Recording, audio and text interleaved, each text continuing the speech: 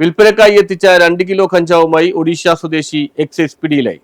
വിൽപ്പനക്കായി എത്തിച്ച 2 കിലോ കഞ്ചാവുമായി ഒഡീഷ സ്വദേശിയെ എക്സൈസ് പിടികൂടി. പാലിശ്ശേരി ജംഗ്ഷനിൽ എക്സൈസ് നടത്തിയ പ്രത്യേക പരിശോധനയിലാണ് കഞ്ചാവുമായി പ്രതിയെ പിടികൂടിയത്. ഒഡീഷ സ്വദേശി ഫാരിൻ ബലിയാർ സിംഗ് ആണ് പിടിയിലായത്. ഇയാളുടെ ബാഗിൽ നിന്നും 2 കിലോ കഞ്ചാവ് ഉദ്യോഗസ്ഥർ കണ്ടെടുത്തു. ഓപ്പറേഷൻ ക്ലീൻ സ്ലേറ്റിന്റെ ഭാഗമായി ആയിരുന്നു എക്സൈസിന്റെ മിന്നൽ പരിശോധന. പിടികൂടുന്ന സമയത്ത് ലഹരിയിലായിരുന്ന പ്രതി എക്സൈസ് ഉദ്യോഗസ്ഥരെ ആക്രമിക്കാൻ ശ്രമിച്ചതായും പറയുന്നു. അങ്കമാലി എക്സൈസ് ഇൻസ്പെക്ടർ ജോർജ് ജോസഫിന്റെ നേതൃത്വത്തിലാണ് പ്രതിയെ പിടികൂടിയത്. ഇയാൾ ആലപ്പുഴ അരൂർ സ്റ്റേഷൻ പരിധിയിലും മുൻപ് കേസിൽ ഉൾപ്പെട്ടതായി ഉദ്യോഗസ്ഥർ അറിയിച്ചു. പിടികൂടിയ കഞ്ചാവിന് 30,000-ലധികം രൂപ വില വരുമെന്നും ഉദ്യോഗസ്ഥർ പറഞ്ഞു.